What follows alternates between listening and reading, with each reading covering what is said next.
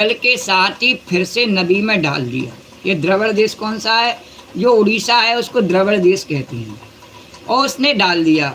और तमः सते करुणम महाकारुणिकम नृपम यदा याराभ्यो ज्ञाते घातिभ्यो दीनं मां दीनवत्सला कथम विसृजसे राजन् भीतामस्मिन् सरिज्जले। कथम विसृजसे राजन् भीतामस्मिन् सरिज्जले। उस मछली ने बड़ी करुणा के साथ परम दयालु राजा सत्यव्रत से कहा, राजन आप बड़े दीन दयालु हैं। आप जानते ही हैं कि जल में रहने वाले जंतु अपनी जाति वालों को भी खा जाते हैं। पानी में जो जबर है वही शासन करता है, तो छोटा जीव को बड़ा जीव खा जाता है। तो मैं उनके भय से अत्यंत व्याकुल हो रही हूँ। आप मुझे फिर इस नदी के जल में क्यों छोड़ रहे हैं? आप मुझे वापस नदी के जल में मत छोड़ना महाराज, आप तो साधु हैं। तमात्मनोनुग्रह्यार्थं प्रीत्या मत्स्य वपुर्धरम तमात्मनोनुग्रहार्थं प्रीत्या मत्स्य वपुर्धरम अजानता रक्षणार्थाय सफर्यां सा मनोधरे। अजानता रक्षणार्थाय सफर्या सा मनोधरे। राजा सत्यव्रत को इस बात का पता नहीं कि स्वयं भगवान मुझ पर प्रसन्न होकर के कृपा करने के लिए मछली के रूप में पधारे हैं। इसलिए उन्होंने उस मछली की रक्षा का मन ही मन संकल्प किया। उन्होंने सोचा कि जीव मेरे से रक्षा करने के लिए कह रहा है और मैं रक्षा न करूं तो मुझे धिक्कार है, मुझे इसकी रक्षा करनी चाहिए।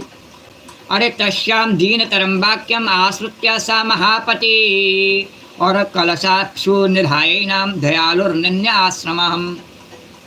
राजा सत्यव्रत ने उस मछली की अत्यंत दीनता से भरी बातें सुनकर के बड़ी दया से उसे अपने पात्र के जल में रख लिया और अपने आश्रम पर ले आए और उसे अपने कमंडलू में रख करके और आश्रम में ले आए। अरे सातो तत्रैक रात्रेण वर्धमाना कमंडलौ अलब्धात्म आकाशम और साइर्माहा महीपतिम अलब्धात्मावकाशम व्याबा इर्माहा महीपतिम। और आश्रम में लाने के बाद वो सो गए और एक रात में ही मछली उस कमंडलू में इतनी बढ़ गई कि उसमें उसके लिए स्थान ही नहीं रहा। पूरा कमंडल उसने घेर लिया। उस समय मछली को जैसे ही राजा सत्यव्रत ने देखा इतनी बड़ी कैसे हो गई, उस समय मछली ने राजा से कहा, ना हम कमंडलावस्मिन और कृच्छम वस्तु में उत्सहे कल्पयो का सुविपुलम यन्ना हम निवसे सुखम। अब तो इस कमंडलू में मैं कष्ट पूर्वक भी नहीं रह सकती। अरे कष्ट सहन करके भी मैं नहीं रह पा रही हूँ भाई। अतः मेरे लिए कोई बड़ा सा स्थान नियत कर दें जहाँ मैं सुखपूर्वक रहूँ, और इससे बड़ा कुछ आप मुझे उस जगह पर रखो। और सायनाम तद आदाय न्यारदो दक्षिणोदके और तत्र शिक्षा महूतेना हस्तत्रयमवर्धतः। तत्र शिक्षा महूतेना हस्तत्रयमवर्धतः। राजा सत्यव्रत ने मछली को कमंडलू से निकाल करके एक बहुत बड़े पानी के मटके में रख दिया। बोले ठीक है, यहाँ तो अब तुम ठीक रहोगी। परंतु वहाँ डालने पर वह मछली 2 घड़ी में 3 हाथ बढ़ गई। मटका भी घेर लिया उसने। अरे नमा एतदलम राजम सुखम वस्तु मरच्चनम मह्यम प्रथम देहि मदम पदम मह्यम यत्वा हम शरणम गता। फिर उसने राजा सत्यव्रत से कहा, राजन अब ये मटका भी मेरे लिए पर्याप्त नहीं है, इसलिए मैं सुखपूर्वक नहीं रह सकती। मैं तुम्हारी शरण में हूँ, इसलिए मेरे रहने योग्य कोई बड़ा सा स्थान मुझे दो।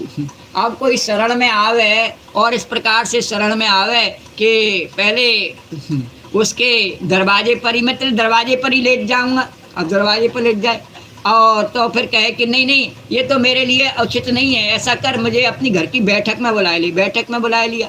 अब बैठक पे उसने कब्जा कर लिया। फिर बोला कि अब ऐसा कर मुझे भीतर कमरे में ले चल। कमरे में ले गया।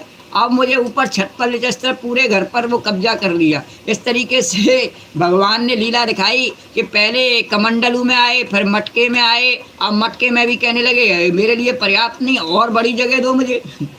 और नमा एतदलम राजम सुखम वस्तु मलच्चनम और प्रथम देहि पदम मह्यम यत्वा हम शरणम गता। मैं आपकी शरण हूँ और मुझे नहीं दोगे तो आपको पाप लगेगा, तो इससे मैं सुखपूर्वक नहीं रह सकती। मैं तुम्हारी शरण में हूँ, इसलिए मेरे रहने योग्य कोई बड़ा सा स्थान मुझे दो। श्री कृष्ण